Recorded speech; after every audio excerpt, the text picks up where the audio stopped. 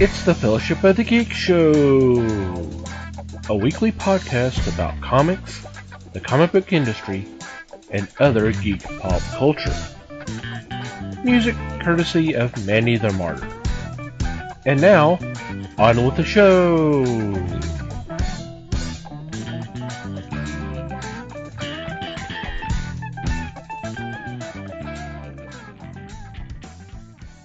Hey there, everybody. It's the Fellowship of the Geeks podcast. My name's Thomas Chick, and joining me for this episode is Mike Barlow. Hey, gang. Les Webster. Hello, all. And Princess Liz Newman. Hello, everybody. Hello. Hello. And that's a joke you guys will never get, so that's okay. Don't even worry about it. We are not That was amused. a joke for us.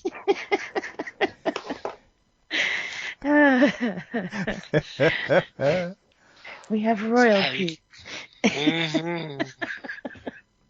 How are you guys doing? Pretty good.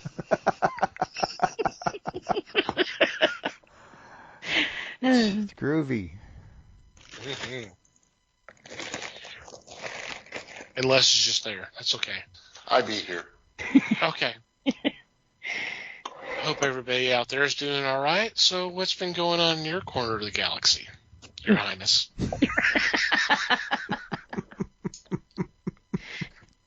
Well, I got out and mingled with the little people today. I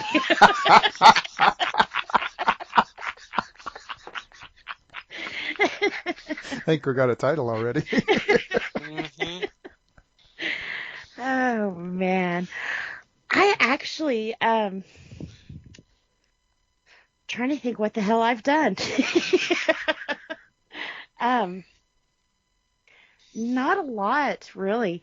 I did watch a new series on Netflix. I saw it all over Twitter, and it was like, I remember the story, but I'm gonna have to go watch this. It's called Inventing Anna. Probably, let's see. This took place in 2016-17. There was a girl who went to New York and told everybody she was a German Harris, and she was worth like $65 million. And she ran with like pretty top elite people. We're talking bankers, artists, art gallery owners. I mean, if something was happening in New York, she was there. She was that kind of person.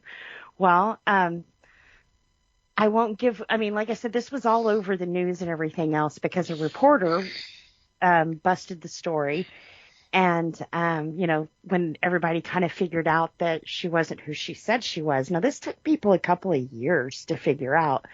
She had Capital One Bank about to approve a loan for $40 million for her so she could open this like posh artist club in New York.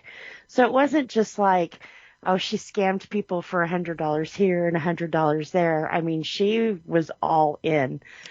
But that being said, watching this girl's story, now I know this was from her, well, it wasn't from her perspective. The series itself is written from the reporter who wrote the story, her perspective, but with the okay from Anna. So it's kind of her perspective on things. And a lot of what I was seeing on social media was people were saying, you guys are romanticizing a criminal. You shouldn't make people empathize with her and blah, blah, blah, blah. And that's really what got me into it. One, it's a true crime, but after watching the series, there's 9 episodes in the series, and of course following down the Google rabbit hole on what I could find on this story and everything else, I kind of, when Homegirl was talk of the town at every club, she was buying her friends drinks, she was paying for $20,000 a night hotel rooms for them. I mean, she was the gravy train, and a lot of people kind of latched on to her because, for one, clout, but two, they never had to pay anything while she was around. And they kind of used her in that sense. Well, this all came to a head when she took her friends to Morocco. Kylie Jenner had just posted a selfie there. And they went to Morocco for kind of a laid down trip and everything else. Well, while they were there, Anna's cards started declining. And her being German, all of her finances in Germany, quote, quote, Germany, she would, say, well, let me send you a wire and blah, blah, blah, blah. Well, the motel or not the motel, far from a motel, the place they were staying, that wasn't good enough. They were like, no, we have to have a credit card to hold these rooms, because if not, you're going to owe us a lot of money and you have to leave, So her friend, they were kind of abrupt. I mean, you can imagine a hotel. We're not playing your games. Give us a card that works to secure these rooms that you've rented out for a week, That's what they'd say to me. Right. Well, they'd kick our ass out on the street. I mean, take your luggage, everything. Well, the friend was like, wait. If it's just to hold the rooms, why don't you use my credit card? You can take mine, and when we check out, her wire will be here, and, she can pay for all of it, and blah, blah, blah, blah. So they're like, okay, that's cool. And they take her credit card. Well, after Anna sees that everything's clear, they decide to go somewhere else. Well, when they get to somewhere else and get through with the tour and everything else, she has to pay. Well, Anna's cards aren't working. So her friend goes to pay, and the only thing she has is her company's credit card. Ooh. So escorted back to the hotel, she has to change out her company card for her personal card to go back to this place and pay for everything else. Well, when she got back to the hotel after paying for it in this big confrontation, with changing the cards out and everything else, she decides, I'm leaving. So she leaves. She goes back. She leaves Anna there and goes back to New York. Well, Anna winds up staying for 3 more days, and when she checks out, it's checked out on the company's credit card. So the girl's still like frantic, because for a week there was $62,000. And, she's kind of freaking because this is all on her company's credit card, So she gets the police involved, who at first pretty much laugh at her. What? Did she scam the card? No, I gave it to them. She didn't take her credit card from her. Her friend willingly gave the hotel the credit card. Nobody forced her. No, you know what I'm saying? She didn't steal the card from her to give to them. Her friend willingly gave it to her, so the cops were like, well, there's not a lot we can do. This is between you and Amex and your friend. So Anna only winds up sending like $5,000 in a total of 3 months to pay off this credit card. But at this time also, things are starting to come to a head with these bank loans and stuff. People are figuring out that they can't get a hold of anybody in Germany where her bank is and that kind of thing. And so everything's going into a shithole. The credit card thing was just the tip of the iceberg. So Anna goes into rehab, and her friend, who she, scammed the credit card from, calls her and was like, hey, all's forgiven. Let's have lunch. We can talk everything over, and, everything's cool. So when Anna walks out of rehab, she's arrested and taken to jail, and that's when all this other stuff comes in. She did go to court over all of it. The charge between her and her friend was dropped. They found her not guilty of that.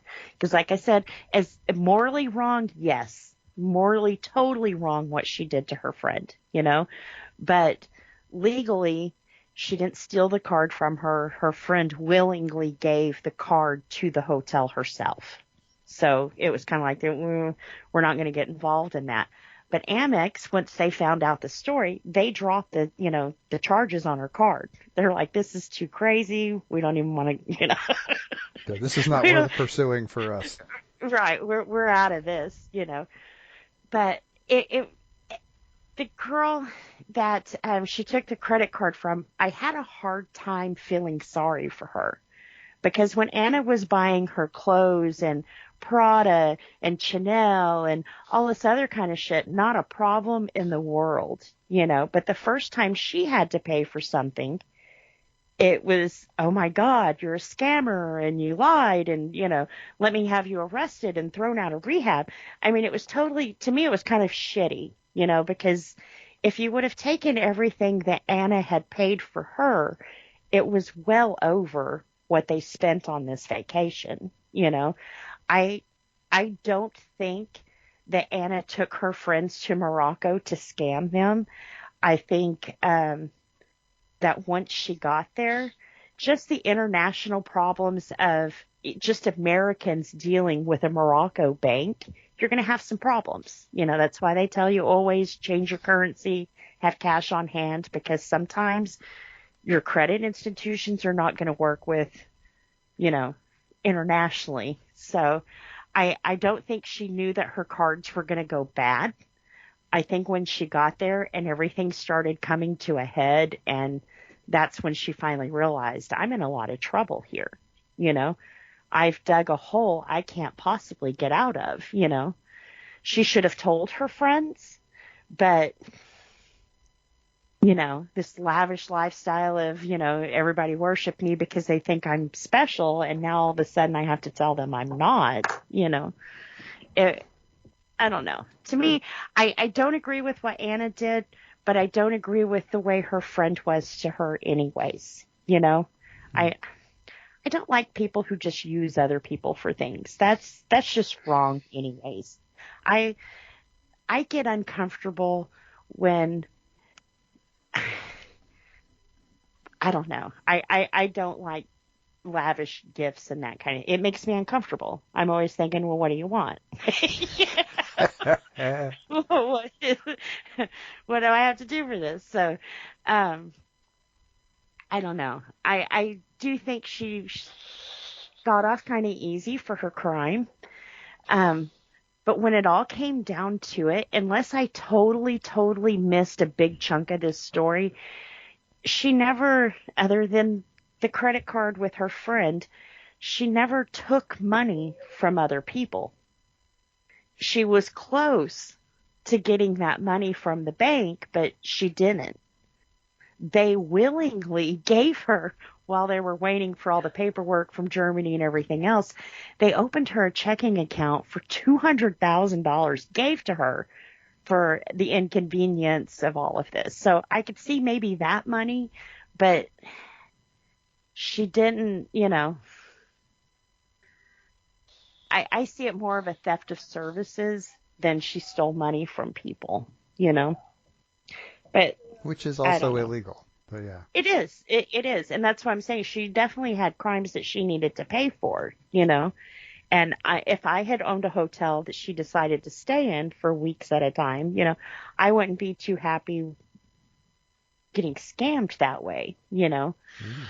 So she did have to pay for that, but I think her friend, for one, it was shitty to drag her out of rehab to get her arrested. They should have waited till she completed rehab. That's where she was. It's obvious the girl needs help. She's got some kind of mental issue where she lives in this little fantasy world, you know. And I know I have a sister who you can't believe anything that comes out of her mouth. And it's sad because her, like Anna, I don't think they can tell when they're lying. I think they have told this story to themselves so many times over and over and over in their head that they honestly believe what they're telling to you.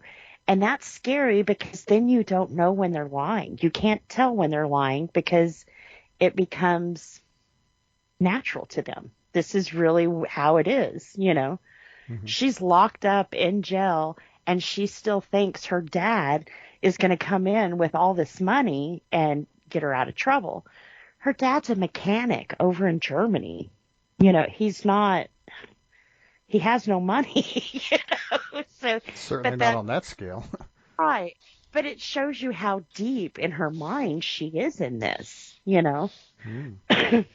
And then it puts down to when we lock people up like that, do we try to counsel them and help them? And so we're not releasing, because honestly, if you're believing a lie in your head, that makes you almost, not clinical term, I'm sorry if I get this wrong, but it makes you a psychopath, you know? Are we just turning these people out? Okay, you did your time, hands are clean. I know we help drug addicts, but do we help mental patients? So, but out of her 12-year sentence, she only served 4, and she got released February 21st of last year. And they said 10 days after she was released, ICE picked her up, and they're deciding now she's still being held on, if they don't know if they're going to deport her or not. I think after a year, get off your ass and decide what you're going to do with this girl, either send her back to Germany. But they got her on her visa because I'm not sure how visas work, but she would have to leave the country every once in a while and then come back for her visa to be good. That's the whole reason they went to Morocco, too. So I don't know. But I'd also heard, I have a friend who came from Bosnia, and, I think I've talked on the show about helping her get her citizenship and everything else. And while she had her green card, if you get even like a speeding ticket, they can send you home for that. So she's like, you have to be like, you have to be a good American citizen, but above, because you can't get in trouble for anything. You could just miss the stop sign or whatever, and you're going back to a place she didn't know it. She left when she was like 3. And honestly, that's kind of with Anna. If they send her back to Germany, she's been over here since she was like 14. So what is she going back to? A country she doesn't know, So I don't know. Like I said, it's pretty interesting. Twitter was split 50-50. Like I said, I'm not trying to say what she did was okay. It's not. And like I said, she did deserve time for what she did. I just don't think she deserves this little backstabbing friend making more money off of her because she felt she was a victim when, I looked at it, it went both ways there, So, I don't know. Plus, she shopped her story, and I think before it was all said and done, the friend who was out, the $62,000, which actually she wasn't, because like I said, Amex dropped to 60. She put $2,000 on her personal credit, but Anna had sent her $5,000. So after Amex paid off her card, she was actually $3,000 ahead at that point, And then she shopped her story. So all said and done, by the time she shopped her story and everything else, she made over $500,000. So she's good, It's kind of like, okay, you still got more money out of her. Now shut up and go away. You were a bad friend, So Yeah, yet another one of those fun stories where there are no good guys, really. There's not. Did you notice who played the reporter? Yes. I remember her name, but I can't remember her name right now. That's Anna Klumsky. And what did she? She was in the movie My Girl. Yes, that's right. She was. That's a very young person. Yeah. And another thing that's kind of cool. This was by Shonda Rhimes. The series is. So she had a lot of people that I have seen in Grey's Anatomy. Scandal was another good one that she did. And a lot of those actors were in this too. So it was kind of like, this is cool. This is like Shondaland. Well, in fact, that's how they listed it, was Shondaland. Or was it? Production. Yeah. Yeah. Production Shondaland Production. Yeah. Because this was all her people. And Laverne Cox, absolutely amazing in this story. She was a celebrity personal trainer who was actually friends with Anna. And I think out of all the stories that were going on, I'm probably on Casey's page where she was kind of like, girl, you fucked up. But, I'm not going to totally leave you hanging because we all fuck up, She hadn't personally done anything to her. She's like, we have to learn and get to know each other again, but I'm not going to throw you under the bus, But I was very happy to see Laverne Cox in this. I first saw her in Orange is the New Black. And then from there, she went to Rocky Horror Picture Show, the one they did for TV a few years back. It sucked. But anyways, so I was happy to see her in something good again, That sounded awful, but... A little. So if you're going to send hate, that's the Fake Les account on Twitter. We check it every day. Yeah, sure we do. But no, it is kind of interesting. And if you guys do happen to watch it, I'd like to see what side of the fence not side of the fence, but what perspective you have on it too. I don't feel like I felt sorry. Well, I did feel sorry for her because, like I said, she was surrounded by a bunch of wolves. And that's what she wanted, though. She asked for that, and that's why she tipped in $100 bills and, And one thing they didn't say is where did she get that money from? So, I don't know. Well, if they gave her a $200,000 line of credit, it'd be pretty easy to have a few $100 bills in your pocket. Yeah, that was before this, though. Hit the ATM. Before that part. She had a tech boyfriend who they kept under caps, but of course Twitter let us know who he was. But I don't know. They both seemed kind of like scammers together because they would stay at rich people's houses and, as guests and that kind of thing. So it's kind of like he was a scammer too, but I don't know. They never showed anybody just forking over cash to her. And like the credit card stuff, they explained how she got the credit card numbers. But like one girl,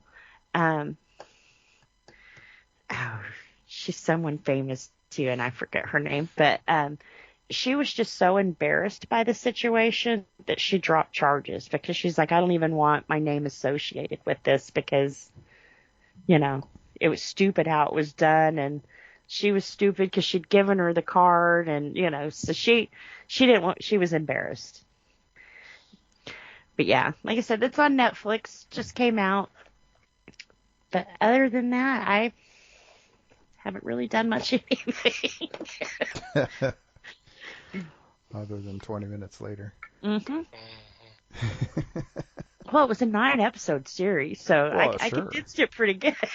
That's honestly, yeah, that's not bad. Yeah. And like I said, I don't feel like I spoiled it because this was all over when the reporter who told the story.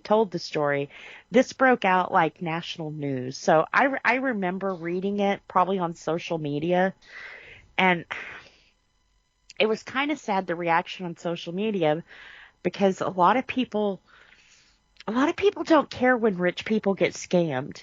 It's kind of like you were stupid and you asked for it kind of thing, or they like stealing from Walmart or something. They're Right. big enough to absorb it. You got kind too of thing. damn much money already. I don't feel bad if you lose some of it. Right. Sort of thing. Sure. And I see it differently because no matter how much money you have, when someone does something like that to you, it's not just a physical thing, it's a mental thing. They violated you. They violated your trust.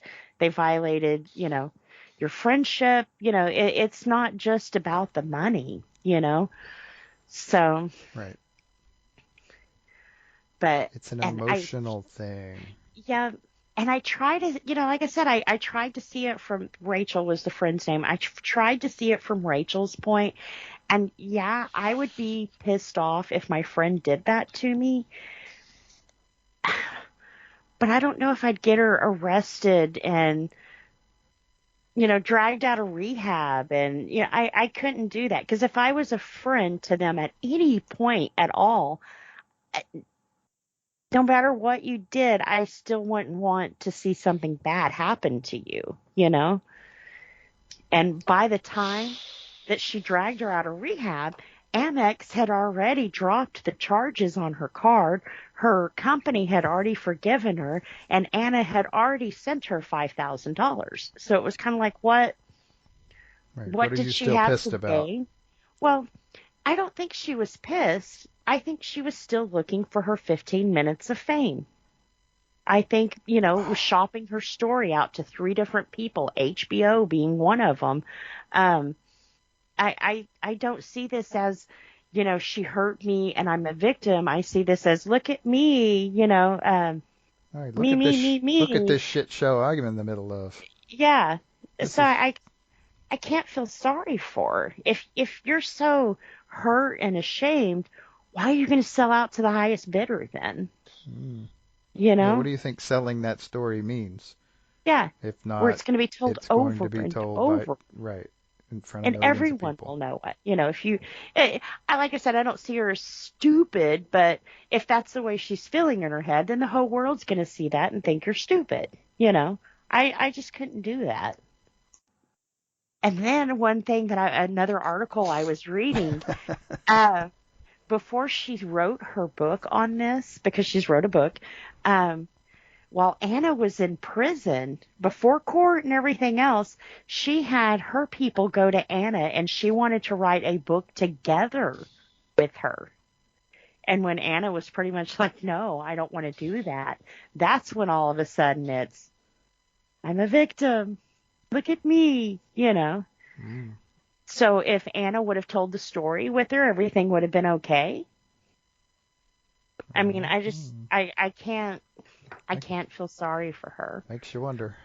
Yeah, I feel sorry for the other 2 girls, but even they had compassion in their heart for her.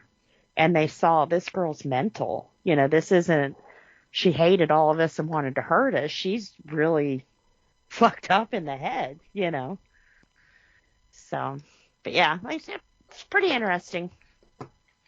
And there's a lot to fall down the rabbit hole on Google if you're, maybe you don't want to watch 9 episodes or whatever, but I'll tell you, Shonda tells a good story. Imagine that. Yeah. I will watch anything that woman makes. With a box of tissues, I'll watch it. That's because you're a drama junkie. Yep.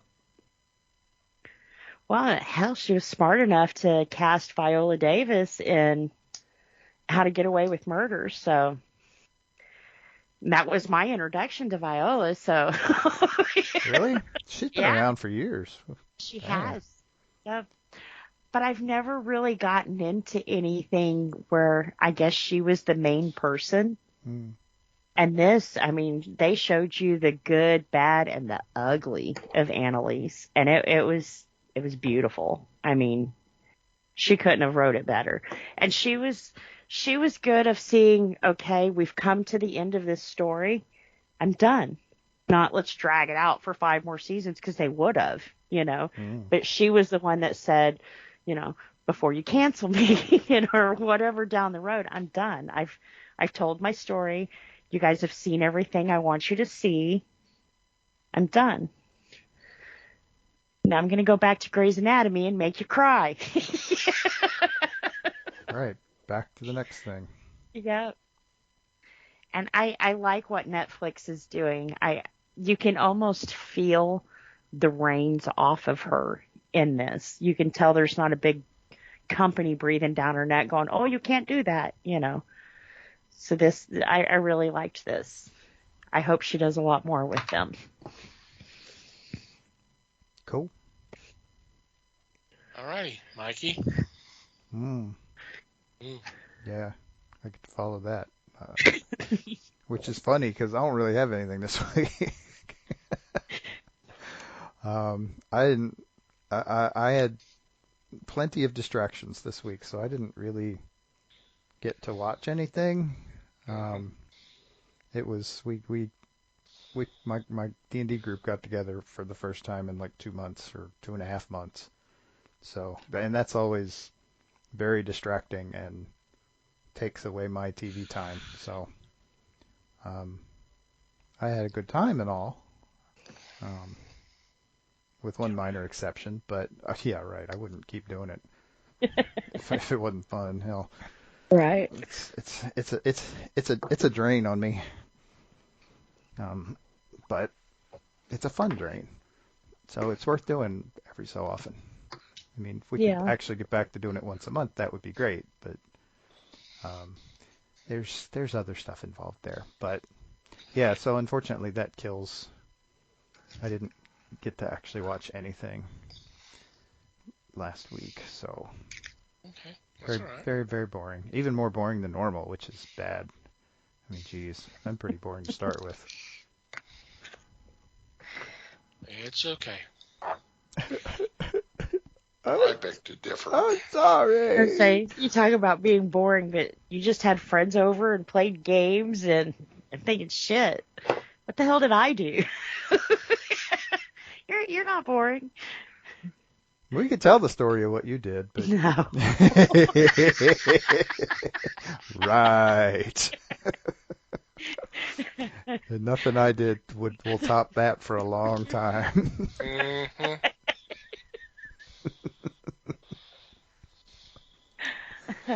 Took my cosplay too serious.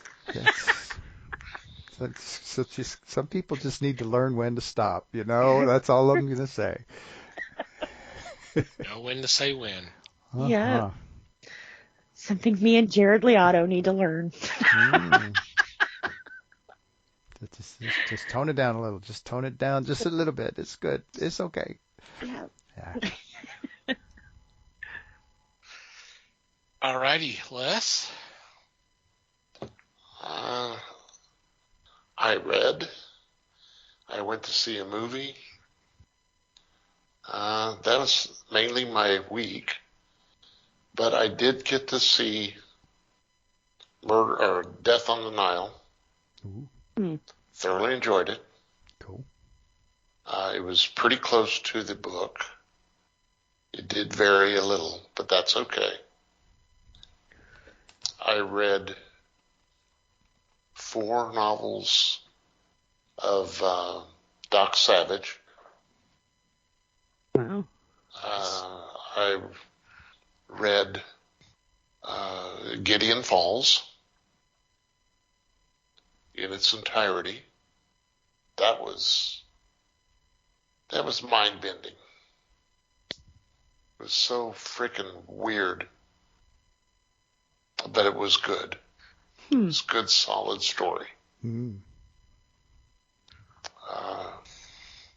And that was about it for me. Dang, that's a lot, though. Yeah. Well, Especially compared to Mike. Ouch. A question for you. You talk about the movie varying from the book. I saw. I didn't read the entire thread, but I saw that Jerry Conway was commenting, and he was kind of disappointed on how the Hercule Poirot character and his backstory was handled. Is that part of it?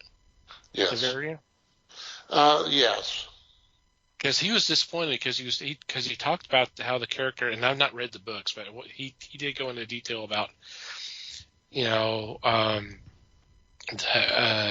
he kind of how he was for his history in the books, and growing up and being an outsider and all that kind of stuff, and how it could have been an asset, but for some strange reason they had to change all these change all this for the movies, and he was kind of disappointed in Kenneth Branagh for doing that.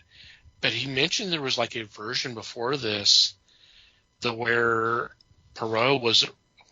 They changed to where he was a doctor, and he stopped to become a detective, and it's like that seems a little weird. But I wish I had saved that thread. But it was kind of interesting because he talked about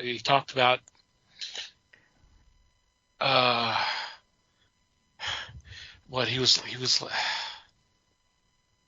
anyway. It was very interesting, kind of, because, like I said, I've not read the books, so I didn't know all this about the character and the quirks and all the there's reasons for these quirks. It's because of his of what he's experienced in his life and all that. So I mean, I still want to see the movie.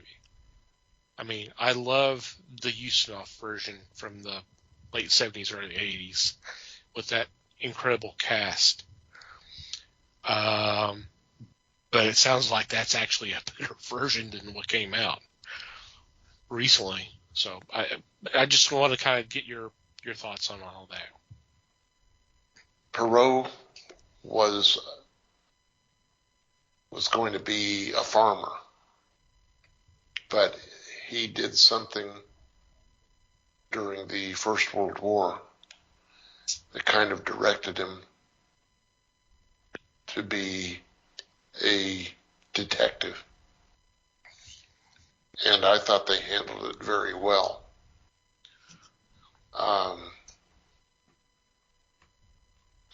I like Branagh. I've liked him since he did the body-changing movie with his wife. Yeah. And to me, that was a spectacular idea. And this one was along the same lines. I'm going to recommend it. I think it's a good film just to take in, just to sit back and enjoy, because the sets were pretty lavish. Mm-hmm. The scenes on the ship were really spectacular. So if you want to go, you give me a call, because I'll go see that again. Okay. It was that much fun. Don't get me wrong. I don't want to sound like I'm bashing this movie. And if it does, I'm sorry. No. I like Kenneth. When they cast him for Murder on the Orient Express, I was like, that's brilliant casting. I could see him doing it. I watched the film. I liked the film. And then when it ended referencing the Nile, I'm like, oh my God, are they actually going to do it? And yeah, they did do it. Yeah. So I've been excited about seeing this. I just haven't gone out and seen it yet. But so I'm not meaning this to be a bash on that film, but I just thought it was interesting what he was bringing up. And God, I wish I had saved that tweet so I could pull it up and say what he was looking at. I'll try to find it, and we'll put it in the show notes if I can find it. But it was kind of interesting, his thoughts on it. So if it sounds like I was bashing the film, I do apologize. No, I don't see that. I just found it kind of interesting, his thoughts on how the character had been handled, not just in this film, but apparently other films where, like I said, it was apparently he was a doctor at one point.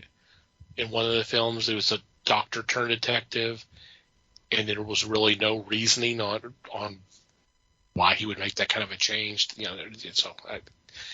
So yeah, I'll have to look it up. Like I said, I'll look it up and try to get it on. Why the hell would you contradict Agatha Christie? I mean, come on. Yeah. So she's a legend. Very good question. She's a legend. Mm-hmm. Just make the movie out of the book and leave it alone. Yeah. It's easy. Yeah. It's kind of interesting how some people feel that when they're trying to do a movie based off of very well-regarded authors, they can go, I can improve on that. I can do this and add my stamp. And it's like, well, you know, Right. 98% of the time, you can't. It's just that Right. simple. It, Yeah. it wouldn't. I mean, okay, yes, sometimes you have to do some things to translate the book into a movie because they're different mediums and Right. they work differently. But that's not the same as changing a backstory Yeah. of one of the most well-known characters in English literature from the 20th century. I mean, come on. Yeah. Oh, It's not like Cool. there isn't. It's not like they haven't made these stories before multiple times. multiple times. Actually, if I remember some of the discussion I saw, it sounded like probably the best version was the BBC TV version with what's his face? I can't remember his name. David Suchet. Yeah. Funny story. Yeah. A very minor piece of trivia. That is the only time that they've actually had a Belgian play the character, who is Belgian. Right. But anyway, I did not know that. Okay. it's usually British people. Cool. Well, true. All right. Well, that's certainly a lot more than me. I've had some things going on around here, but I did get a chance. Look at me carrying the documentary portion of the group. I can't talk tonight. Oh fuck, that's gonna be a long night. That's bad. This is a talking podcast. Yes. And what I saw, and this was available on Tubi, I think it's also on YouTube as well. I'm sure it's several other places. It's called Becoming Evil: Serial Killers of the Old West. Okay, two things that kind of irk me right off the bat. I don't understand why they always have to call it the Old West. Because if you're referring to the West, I'm already thinking, you know, gunfighters and this type of thing. So I don't know why there's Old West. But anyway, that's just me. That's just me. The other thing is there's a lot of historians that are on this, and it's almost a 2-hour documentary. It's like an hour 49 minutes. It's pretty good. It's pretty good.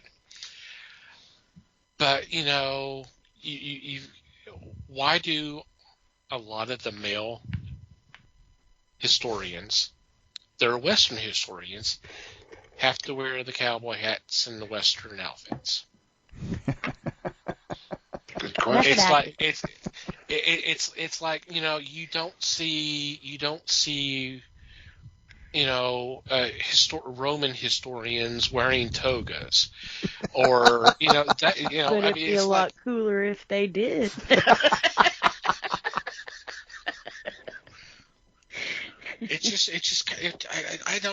I've seen a bunch of these before, but it's just this time it just kind of hit me as like, why?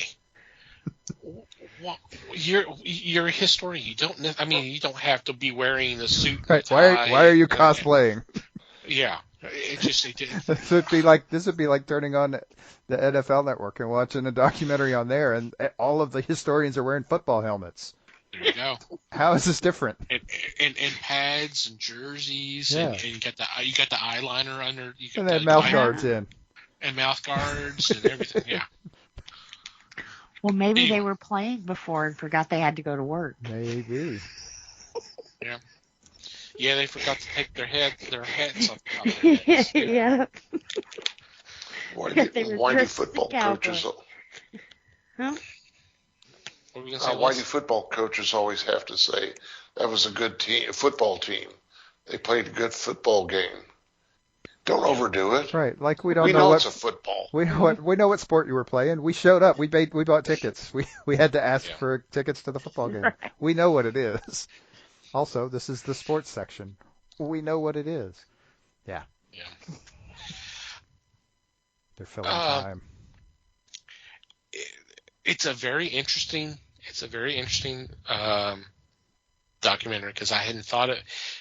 First of all, they list gunslingers like Billy the Kid and freaking Jesse James and like that. And I've never thought of them as serial killers. You know, I'm thinking of the traditional gunslingers, and yeah, they kill a lot of people. But in the terms of a serial killer, I hadn't thought of that. I'm still kind of on the fence.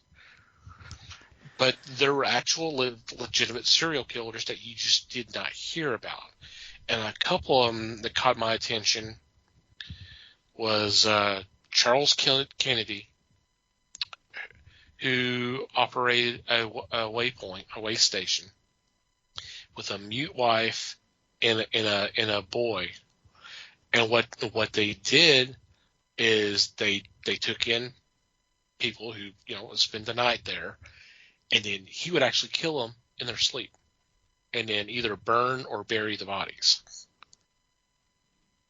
And then there was another one that they were known as the Bloody Benders. It was a family, and they all participated. You had like the son kind of be a lookout, and if somebody comes, the daughter comes out and is visually appealing, brings them back, and then as the wife's trying to serve him a meal or something, here comes the husband to kill him. And there was like, I don't know, 7 or 8,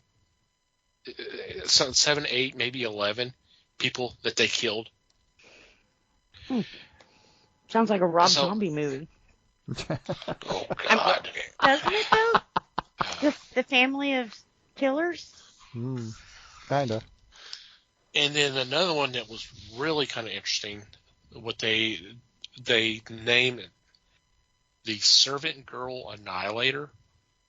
This is for the 1880s in Austin. What happened is during the night, this guy would creep into the house, and there's usually like a doctor's house or lawyer's house, someone with money because they had a servant girl. It was either that. So comes in, grabs her. There was five black servant girls. Grabs them, takes them out to the backyard, rapes them, and then kills them with an axe.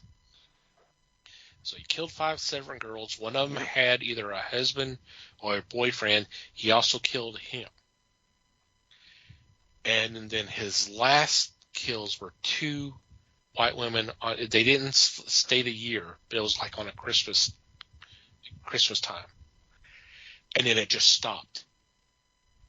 And some of the speculation is that he left Texas and actually went to England and may have been Jack the Ripper. I wondered if we were going there. Because it's right around the same timeline. Yeah. So because these killings were in the 1880s in Austin, and Jack the Ripper was like 1888, 1889, 1890, right around that time. Mm-hmm. I'm like, okay, that might be a little bit of a stretch, but it's possible. But it was really kind of, and there were several that they listed. They talked about one who would I didn't get her name, but she would marry someone young and then kill him. And she did it 2 or 3 times. So I mean, there was quite a few that they listed as serial killers, but there was this whole part of the quote unquote gunslingers, in which I'm like, I don't know. I guess they killed multiple people over time and used the same MO most of the time. I mean, technically it qualifies. Yeah, I agree with you. Yeah, I agree with you. But it just didn't sound the same. Anyway, well, before we get into this week's discussion, we kind of mentioned it a little bit, I think, that we do have a Discord. It's been up for almost a year now, maybe a little bit longer. Have a lot of fun with it. We post news items, videos, trailers, maybe some music videos, stuff for discussion, some funny stuff. Usually have some activities kind of going on during the month. We may have like a movie night or just a hangout in one of the audio channels. You're more than welcome to come join us. Discord is free to sign up. The app is free. And if you go to our website, www.thefellowshipofthegeeks.net, right there on the homepage, there is an invite that's available for you. Just click on that image, and everything should just pop up. And hopefully, we'll have a good time hanging out with us. It's been fun. Mm-hmm. Yep. We amuse ourselves pretty well, really. Mm-hmm. And some of it y'all don't get to see.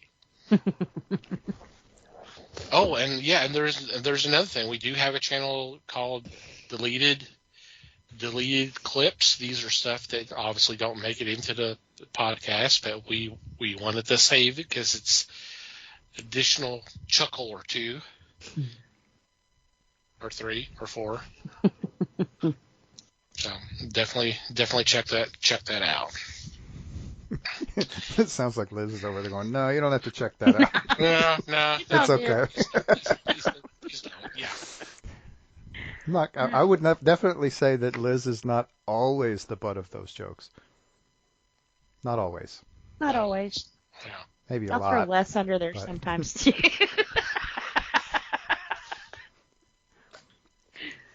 Gotta keep him on his toes. Yeah, got to.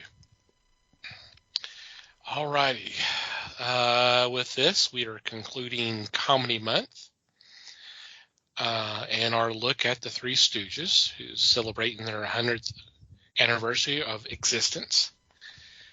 And with this episode, we're actually going to look at the 2012 film that was made by the Farrelly brothers, and kind of do a little wrap up of the legacy and the influence of the group.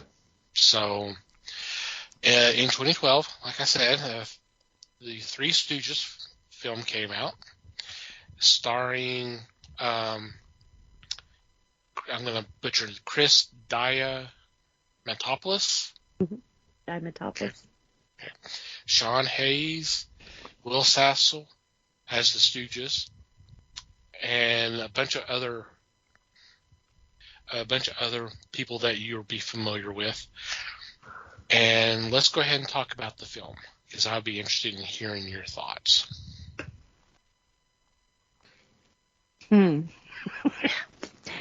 I'll make mine quick. Uh-oh. Okay. When I saw the cast, I hadn't seen this yet. Mm-hmm. When I saw the cast, I really, really, really wanted to like this movie. Chris Diamantopoulos, for those that don't know, he's actually the voice of Mickey Mouse right now.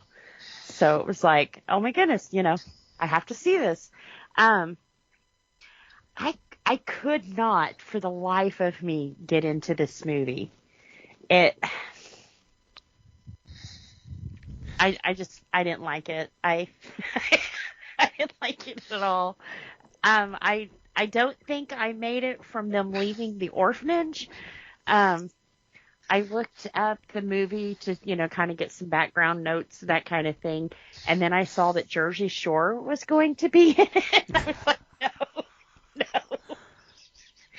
I'm not going to do this to myself today. So I don't know. You judged it. I did. You totally judged it before you watched it. See, this is why you don't look stuff up. No. I watched it. No. I watched part of it, and then I looked it up, and that's when it was like, oh, this is why you can't get into this movie. You judged it. I think that I don't think they captured the Three Stooges. Some of the stuff was just dumb. And it was like, the Three Stooges. Wow, Three Stooges is dumb. But see, that's why they thought they could just do that, though. I don't know. I didn't like this one. I didn't like it. I wanted to, but yeah, I think the highlight was when I figured out, who's that girl? She looks really familiar. Oh, that's Jane Lynch. And looking at the cast, one thing that went through my mind was sometimes when we do casting calls and you look at the cast and you're like, with a cast like this should be a really good movie. So that ain't always true. And will definitely make me think about my casting calls a little better. But yeah, this one, not for me.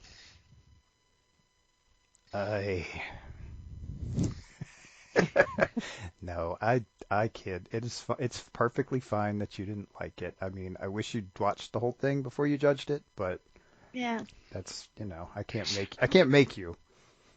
Usually when I watch something though, if I'm not immediately grabbed into it, I guess this is part of my ADD, but if I'm not immediately grabbed in it, if I stop and have to come back and stop and come back and stop, I know that it's I might as well not watch it because I'm not going to remember anything from it anyways.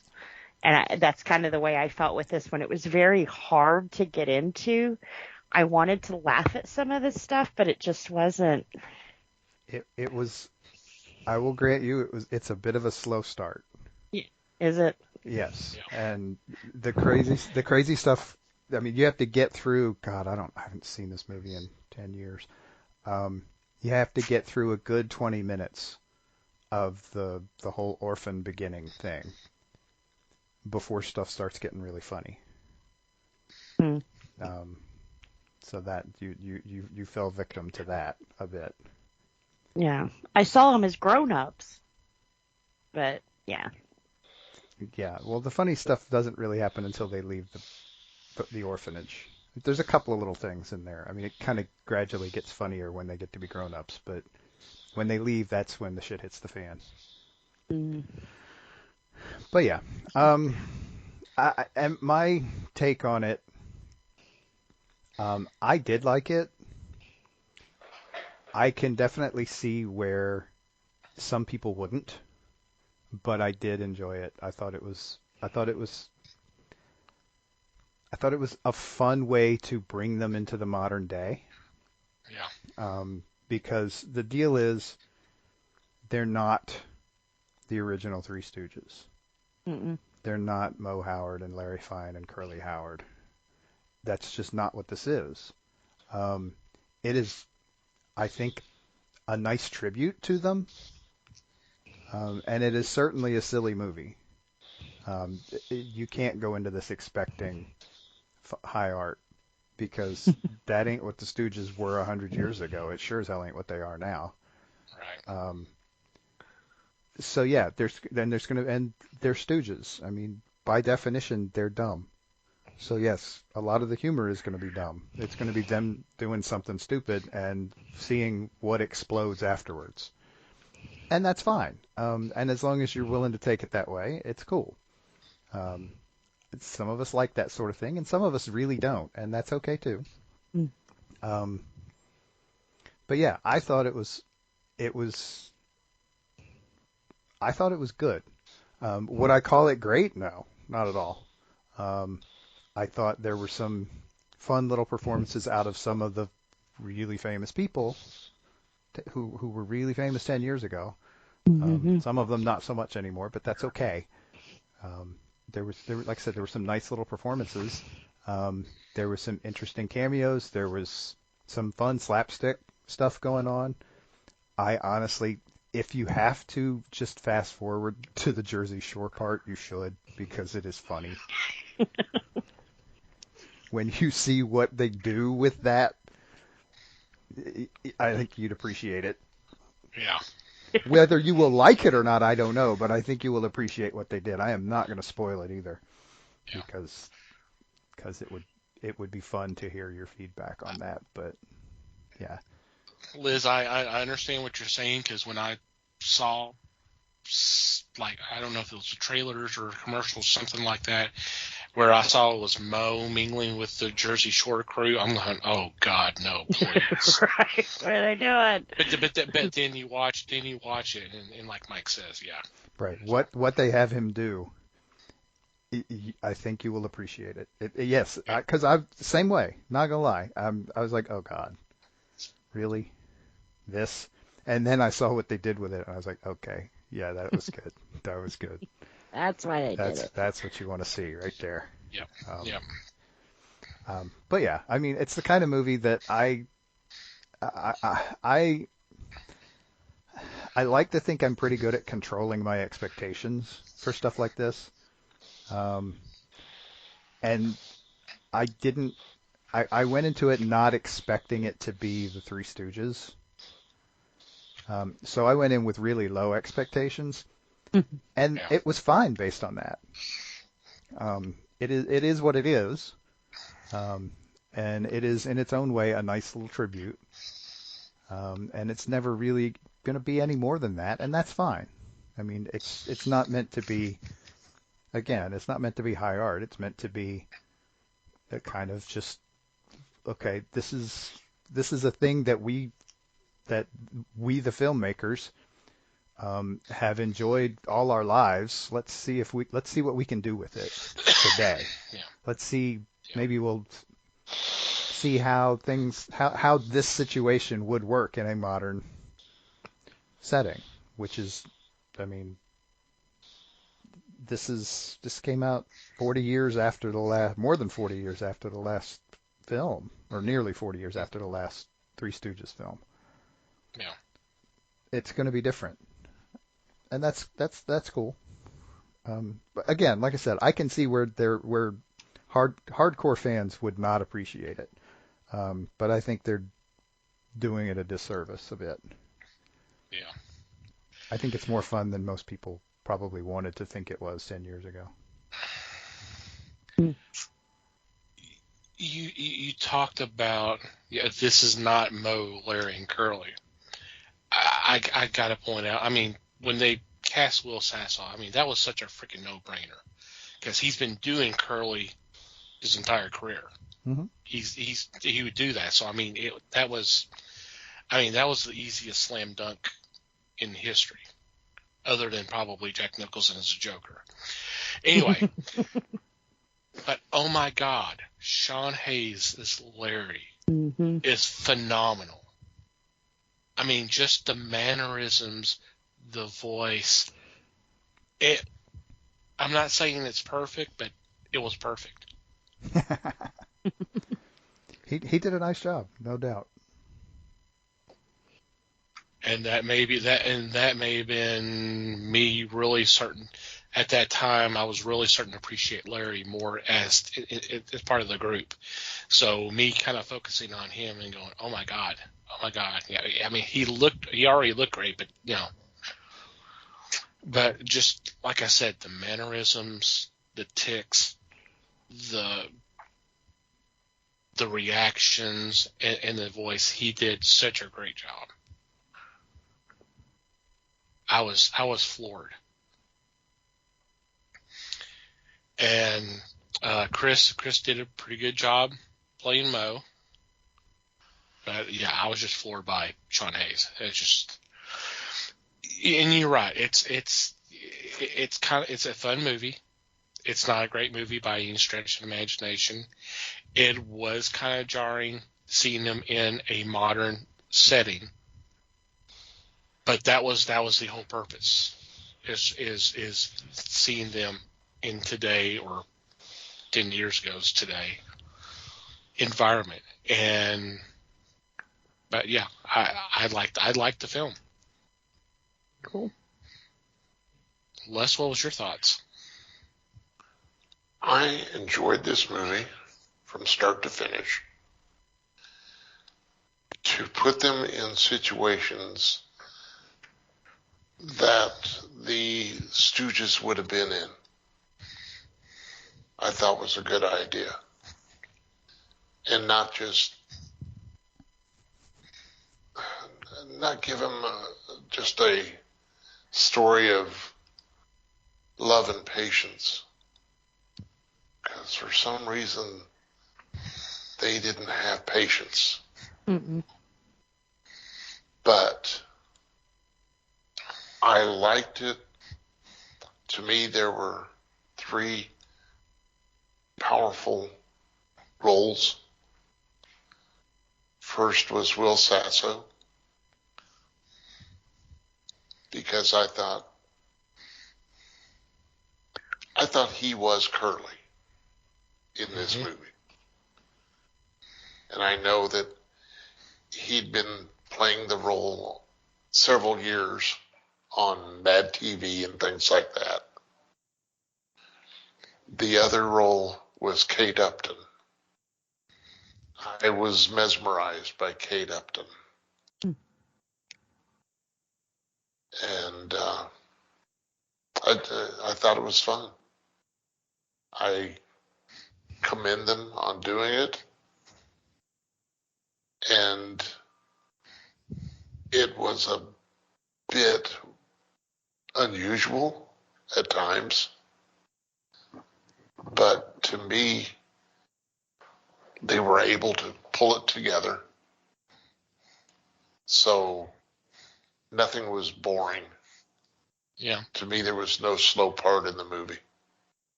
And that's what I wanted. I wanted Stooges action. And that's what I received. I thought it was... Oh, go ahead. I'm sorry. I'm sorry. I was just going to say, this is one that I would sit down again and watch. Because it was, to me, it was that entertaining. I thought it was an interesting choice for them. They're going through the main story and all that, and then like right in the middle, they actually treated it like 3 different shorts. I thought that was kind of interesting that they did that. Even with the whole what's the word I want to look for, with the logo, and then hey, here's the name of the short. That kind Yeah, of like a little cut screen thing. Cut screen. Thank you. Yeah, I thought that was kind of interesting that they did that. Mm-hmm. I thought it helped. I Yeah. think because it wasn't like a complete clean break between them, but it was enough of a break that it changed sort of the pace a little bit, and it gave them a chance to kind of attempt, at least, whether it was successful or not, you could probably argue, but it gave them a chance to try to capture the 17 minutes that you're used to seeing the Stooges in. I mean, you obviously can't do that in a full-length feature film, but you can simulate it by doing these cut screens and by shifting stories somehow, and you can still make it all roll back into the same concept, and that's fine. But I thought it helped. I thought it made it feel a little more realistic overall. What did you think, Les? I thought it was sharp. I thought it was a smart idea. And I commend them for it.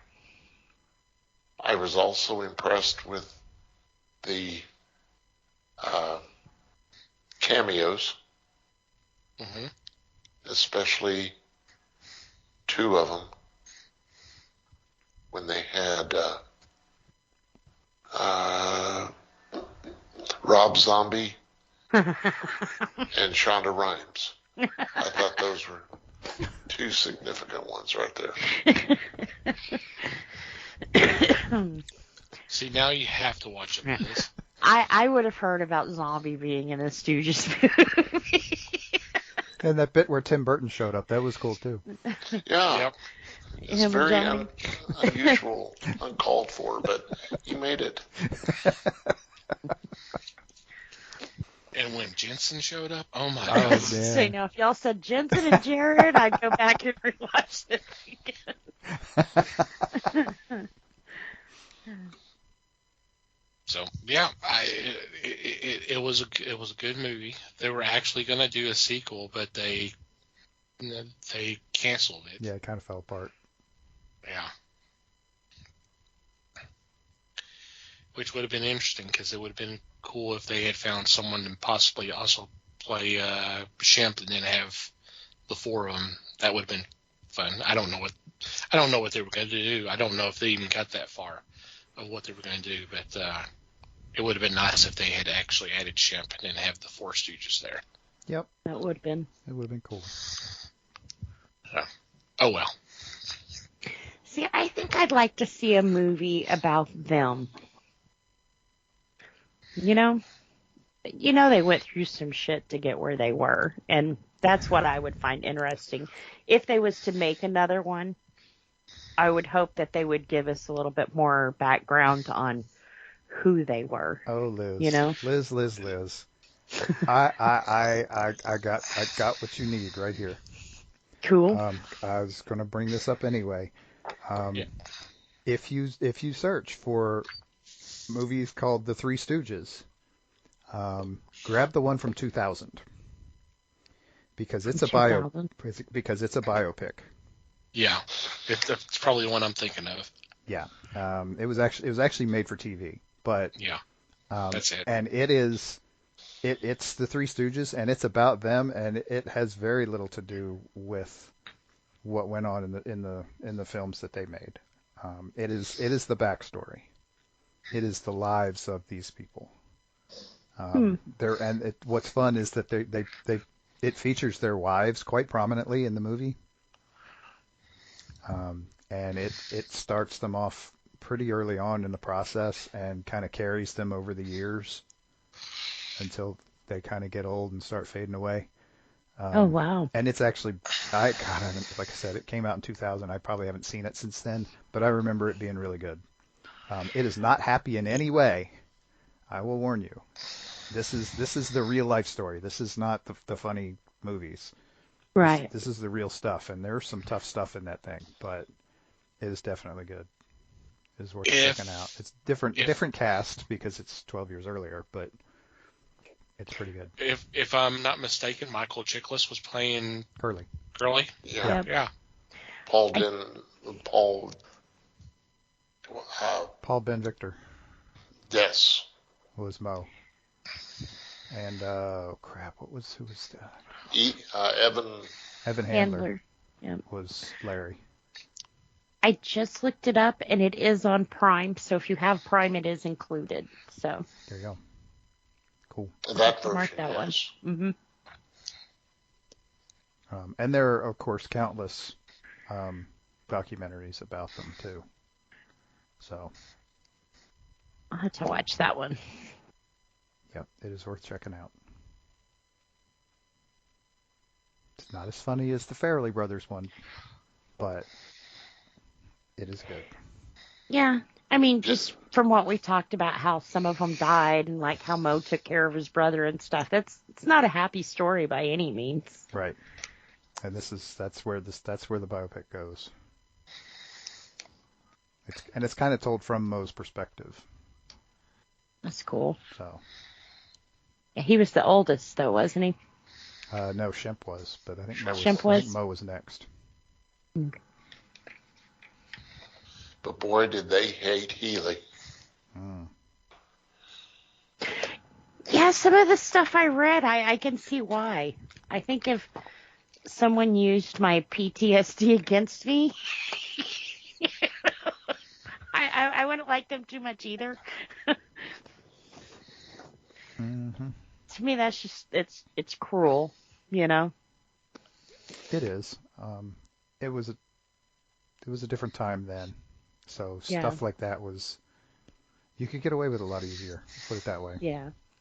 Nowadays, it would not be tolerated, but back then, whatever it took. Yeah. And actually, he was like, "Screw you! I'm Right. gonna do my own thing." I don't you know. give a shit what you think. Mm-hmm. Yeah, and Healy does appear in the 2000 movie. Oh. Not Healy himself, but the character. Yeah. He is cast. And pretty prominently. Yeah. We'll check that one out. So let's talk a little bit about the legacy of the group. What Yeah, What they'll do you- never make it. Yeah. They won't. It was over before it started. Mhm. It was funny. I had read something here in the last few months, kind of getting prepared for this. I can't remember who said it, so I can't attribute to him. It was talking about. It seemed like it's a shame that Three Stooges are not easily thrown out there with the likes of the Marx Brothers and Abbott and Costello and Laurel and Hardy and that kind of stuff. And I was like, well, I'm not sure if I see that, but maybe I'm a little too close to it. What's your thoughts? I'd have to agree. I think it was a different style of comedy, though. A little bit, like you guys were saying about with the movie, there's just some people who don't like that kind of thing. They like comedy, but they don't like watching people hit around on each other. That's not funny to them, you know. The Marx Brothers was kind of it was comedy, you know. There was slight slapstick in it, but that wasn't the main focus of their comedy. They were insane. That was the focus of their comedy. But Well, They there's were a lot of kind wordplay too, yeah, and you get So that with Abbott and Costello too. A lot of wordplay. I don't think it made them any less famous. I just don't think they weren't a all ages audience. Yeah. They were the bad boys of comedy back in the 30s. Well, it was a niche they were in. Yeah, maybe. And either you liked it or you didn't like it. There's really no middle ground on that, you know. You either think it's that kind of stuff is funny or you don't. And Well, you know, with the Marx Brothers, there was more to find funny if you didn't like that certain niche they were going for, you know. Well, and another side of that is the Marx Brothers films were really popular at the time. The Stooges, I mean, were somewhat popular at the time, but they hit their huge resurgence in the 50s on TV and 50s and 60s, and that made a huge difference. I think the deal is that they kind of came into that class later. Yeah. So you got Abbott and Costello and the Marx Brothers and others who were that kind of that grade A comedy act stuff in the films that they were in at the time in the 30s and 40s, and the Stooges kind of didn't get elevated until later. Yeah. Well, I think the Stooges were held back by their studio. I don't think they were allowed to know how well they were doing, and it was kind of kind of like when they cancel a show and then you find out how popular it was. I feel like that was the case with them, and I feel I could be wrong because we haven't done shows on them or anything, but I don't think that like Lou Costello and Abbott and the Marx Brothers had to fight their studio as much as the Three Stooges did. I feel like their main hurdle to get over was the own studio that was producing them. I think there's probably an argument there, for sure. Yeah, like I said, I don't know how the Marx Brothers and stuff were treated, but yeah. Well, they were putting out feature films for a while. Yeah. I mean, basically as often as they could slap them together. And maybe that was part of it too, was that the Stooges weren't really doing full-length films.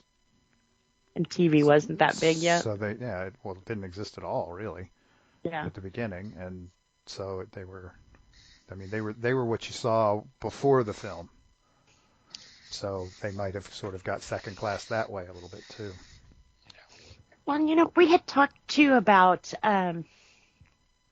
was it Bela Lugosi who had a hard time transferring over from stage to TV and movies? maybe that was the case with the Stooges too. It was hard breaking into that new medium, you know. Well, they tried to do TV, but once again, like you talked about, the studio was stopped because there was studio shut them down. Yeah, because they did try one in the 50s with Shemp, and we talked about it here a week or two ago. They did a pilot. It was before a live audience. But Columbia came out and said, no, you can't do that. So I mean, they tried, but like you said, they were being held back. Mm-hmm. And yeah, they probably could have done movies, but I just don't think Columbia wanted to do that. I mean, they did do movies later when they finally got out from under Columbia's thumb. Yeah. Well, between leaving Columbia, like they had a choice. And then the shorts being run on TV every day. Yeah. Mm-hmm. So yeah, there was a demand for them. So yeah. Yeah. Yep. They were getting a lot more recognition. Mm-hmm. Now, Laurel and Hardy did both. They did both shorts and movies, and were successful at it. Mm-hmm. But I think that was mainly because the studio played on that. They saw the potential because they did a short that won an Academy Award. Wow. The Music Box. And if you get a chance, watch it. It is one of the funniest skits you'll ever see. And they also did Babes in Toyland. Mm-hmm. So. Didn't they also do like a Jack and the Beanstalk one too? That I don't recall. Sorry. Cool. I could be misrecalling. But they were groomed for both. The Marx Brothers were groomed for both because they did more. They obviously did more movies than they did shorts, but they were successful at both.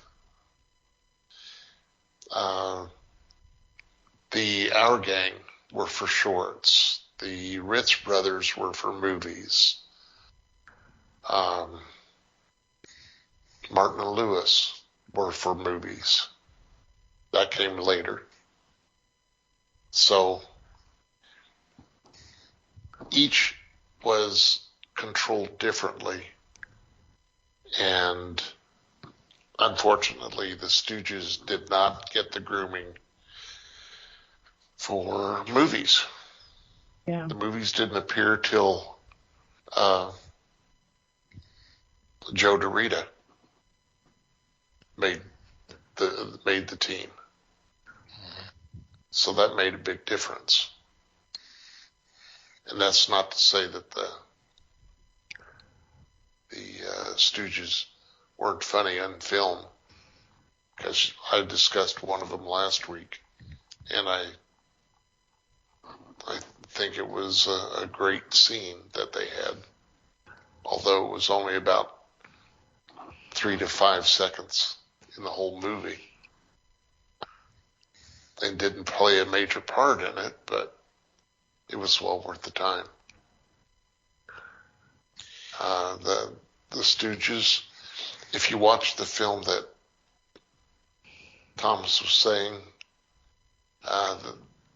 covering the Stooges' lives, it brought a lot to my knowledge. I wasn't aware of some of the things, and I watched that just this week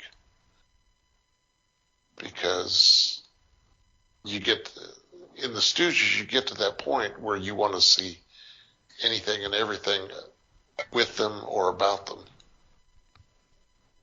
So that's where I just took off. I said, okay, Stooges, let's do it. Cool. And there's a I don't know if it's a documentary or a special. I know I saw it on Tubi, but I hadn't had a chance to watch it again. I saw it a couple of years ago called Hey Mo, Hey Dad. Definitely recommend that one. That's pretty good too. That gives you a little.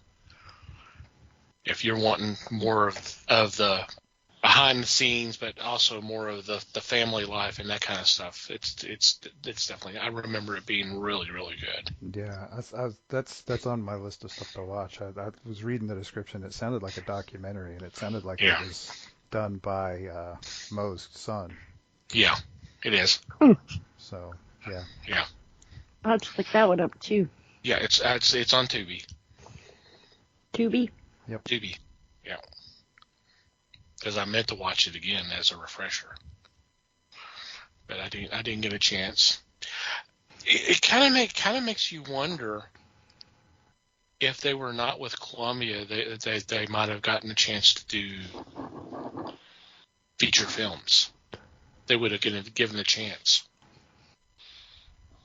because they were already somewhat successful. They were already successful doing the shorts. That maybe they would have done a feature film or two, during the Curly years or definitely during Shemp years. Yeah. Right. I mean, what a different studio after doing however many per year they were doing after like 3 years, and they're still going strong. I mean, Yeah. Why wouldn't they give it what studio wouldn't give it a shot other than Columbia? Mm-hmm. Right. I mean, it happened to all of the others. Yeah. They do some shorts and they go over pretty well, so give them a feature. Yeah. If it doesn't work, we're out one feature and it's no big deal. Mm-hmm. And go back to what was working. Right. The shorts were still good. Give them some more of those. Yeah. And the Jack and the Beanstalk was Abbott and Costello, not Laurel and Hardy. There we go. Third base.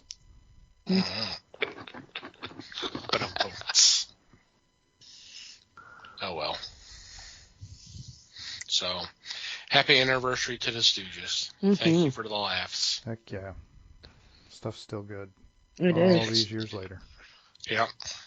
It's when things are bad and you need to pick me up, just turn it on over to the Stooges. 16, That will 17 help. minutes, you get a whole little story. It'll all seem different after that. Mm-hmm. Yeah. We are not licensed therapists, by the way. Right. We're just trying to get you to watch something funny. Any final thoughts before we take a break? Nope. Enjoy your Stooge watching experiences. There you go. Here. And on that note, we are going to take a quick break and be right back.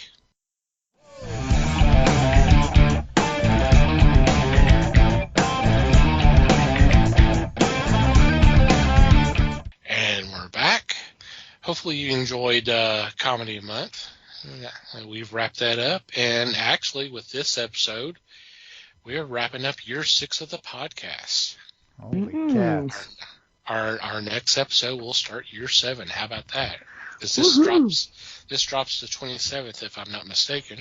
Mm-hmm. Yeah. And Because the show's moving on to first grade. mm-hmm. Well, we were always in first grade anyway, so yeah. Pretty much. Or kindergarten, however you want to look at it. We got held back. A lot, really. A lot. Yeah. A lot. Twice. We can't color in lights.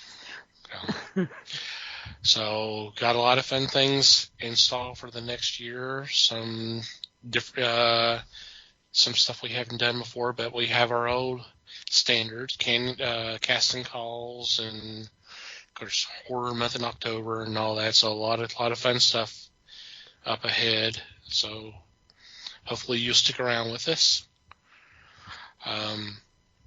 Please don't leave us. I'm kidding. You can't quit us. They don't know how to quit us. But did that hurt, Mike? I just had to choose to stop carrying that one on. I didn't want to start telling people how to quit us, you know. Okay. That wouldn't be good. Yeah. So, and one of the new things is actually going to be our new segment that will be actually in this part of the show. We'll talk more about that next week when it makes its debut. So, stand apprised for that. So, man, year 7. Can you believe it, guys? No. Wow. I think we've done the podcast as long as it's same amount of time as our show that Les and I used to do on Ustream, and then what you and Mike and I and our friend James used to do through Google Hangouts. the Google Hangouts, and it would eventually be on YouTube. I think we've done more years of the podcast than those two combined. I could be mistaken. Oh, wow. It only feels like 3 for me.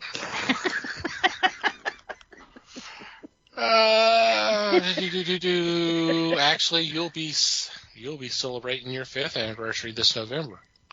Oh. You joined pretty quick. Not sure if it's the heavy drinking or the magic of the tiara that Yeah. that makes it seem shorter, but you know. The tiara is better than a tinfoil hat. The tiara of forgetfulness, you know. The queen. I'm sorry. I watched what was it? Hercules Unchained through MST3K the other day, and they had the whole potion of the water of forgetfulness, where he would just forget everything, even the people that he loved and all that. It's just, oh god, it was so bad. But I mean, it was a 60s Hercules film, so what do you expect? That's based on Greek myth, though. That's true. But anyway.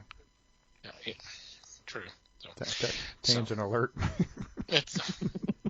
What, us do tangents? No, never happened. We have to alert them now? No, I was alerting us so we would stop. God, if we had to do alert, we would do more alerts than anything else. So, you know. The whole time I'd be talking to me going, whoop, whoop. I bet I can arrange that in editing. Red alert. Red alert. Bitch is crazy. Ha, ha, ha, ha, ha, ha.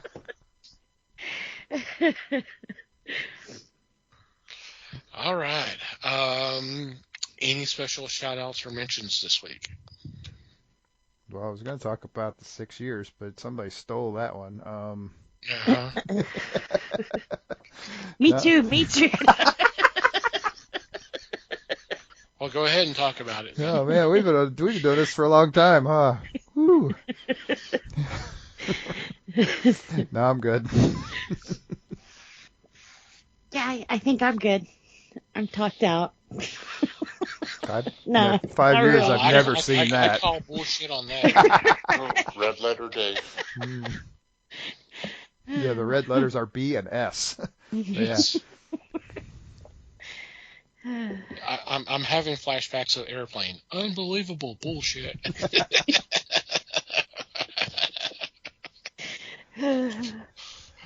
Okay, Les, any thoughts, special shout-outs or mentions from you?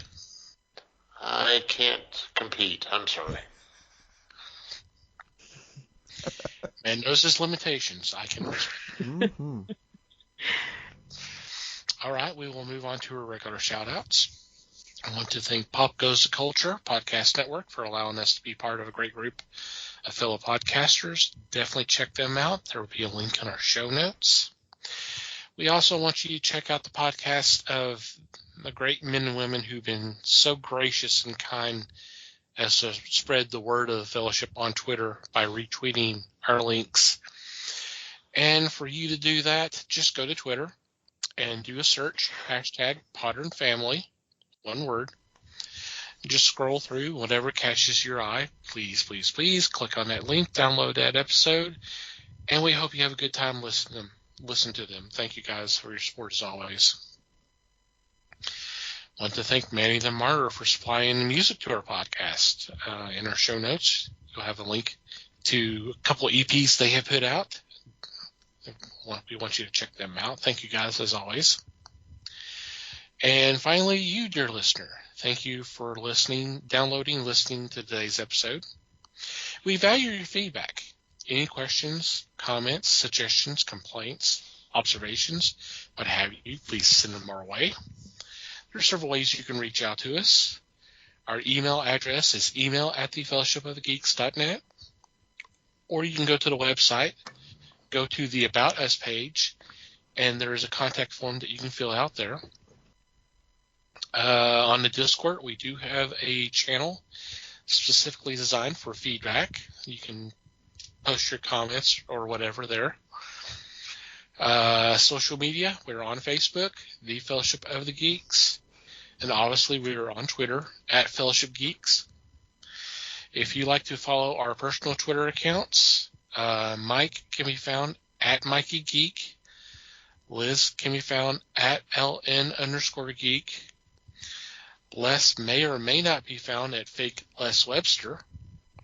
And I can be found @TomTCGeek. And from wherever you download our episodes, if you'd be so kind as to rate and review our show, it would be greatly appreciated. Anything else before we say goodbye? Just thanks, everybody. Thanks, everybody. We'll see you on Discord. Yeah, that'd be great. Thank you for listening, everybody. We do appreciate your support, as always. And until next time, geek on, my friends.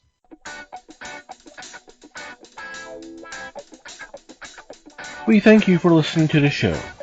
Comments, suggestions, and questions can be sent to email@thefellowshipofthegeeks.net. You can follow us on Facebook @The Fellowship of the Geeks and on Twitter @Fellowship Geeks. Until next time,